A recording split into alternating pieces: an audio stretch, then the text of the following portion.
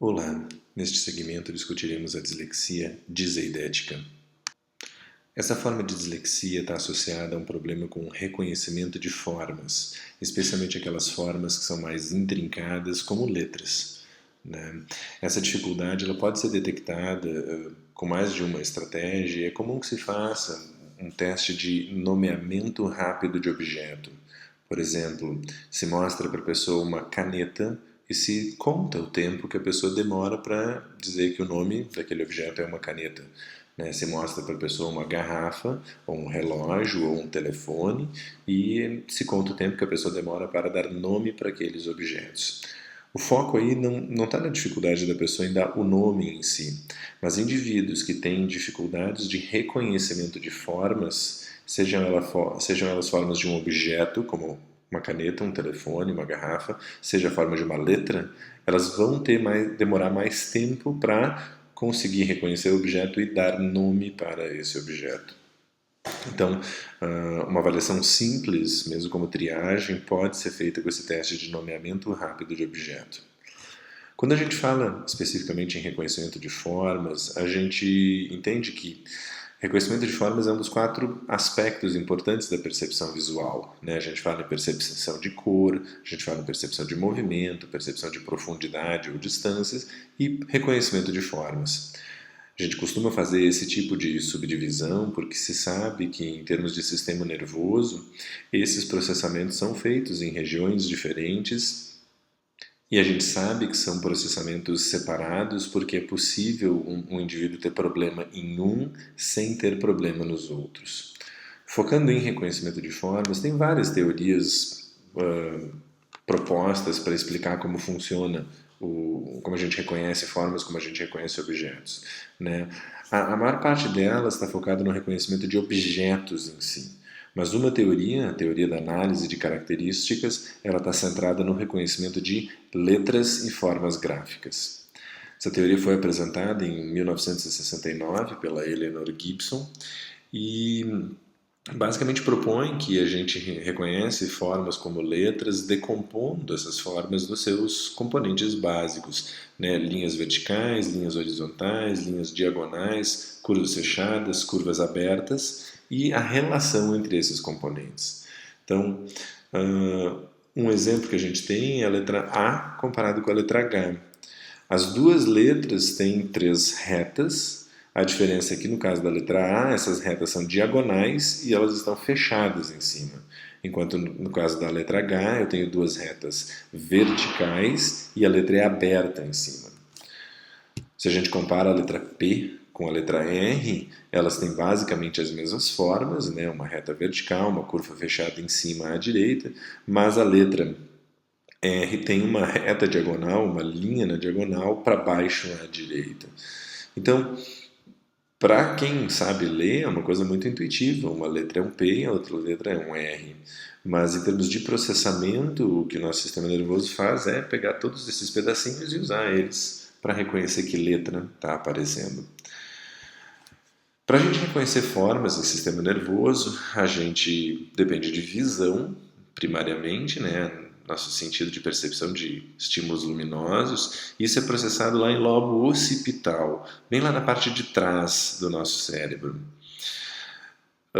Como a gente mencionou, isso está dividido em formas, cor, movimento, profundidade, né? E vários anos atrás, 2 pesquisadores, o Rubel e o Wiesel, identificaram que nós temos neurônios especializados em identificar linhas, né? Alguns neurônios são especializados em detectar linhas verticais, outros em horizontais, outros diagonais, outros neurônios identificam linhas retas em ângulos intermediários, né? Isso sugere que a gente tem neurônio especializado em detectar linha. Tá? Já dá para chamar a atenção de que uma letra que tenha linhas mais retas ou linhas claramente definidas vai ser mais fácil de ser processada, enquanto que uma letra só com curvinhas e curvinhas e curvinhas, como a gente vê na letra cursiva, é algo que requer mais processamento por parte do indivíduo. Então, a dislexia diseidética está associada a uma dificuldade em juntar essas linhas todas, né? O indivíduo com dislexia diseidética, e o diseidética se refere a um problema de visão nesse caso, ele não tem problema para enxergar movimento, cor ou qualquer outro aspecto. Ele também consegue enxergar linhas retas. O problema é na hora de juntar essas linhas para reconhecer uma determinada letra.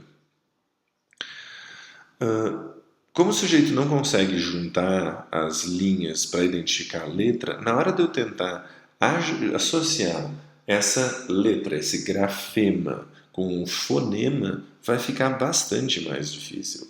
O sujeito pode até estar escutando adequadamente, escutando os fonemas, mas ele não processa a letra de maneira apropriada. Fica bem complicada a associação. Se conhece muito menos sobre dislexia diseidética do que se conhece sobre dislexia disfonética. Então, em termos de que estrutura do sistema nervoso está envolvida, que mecanismos estão por trás disso, realmente se sabe muito pouco. Tá? Se consegue identificar que é um déficit na integração das linhas das letras. O que se pode fazer para tentar minimizar uma situação dessas? É comum o uso de fontes específicas, né? Seja no computador, seja no material impresso. Se a gente observar essa fonte aqui, dá para perceber que a parte de baixo de cada letra é mais grossa. Isso é útil porque indica qual é a parte de baixo da letra, né? Serve como uma referência para que as outras linhas sejam reconhecidas. Então eu dou ponto de referência à parte de baixo da letra, facilita um pouco para juntar as outras linhas que compõem aquela letra. Uma outra fonte recentemente proposta e que ajuda a diferenciar letras espelhadas é a que está ali visível à direita. Se a gente observar o B e o D, que normalmente são letras espelhadas uma da outra, eles têm ângulos específicos indicando que o B está inclinado para um lado, o D está para o outro, o que ajudaria a diferenciar o B e o D.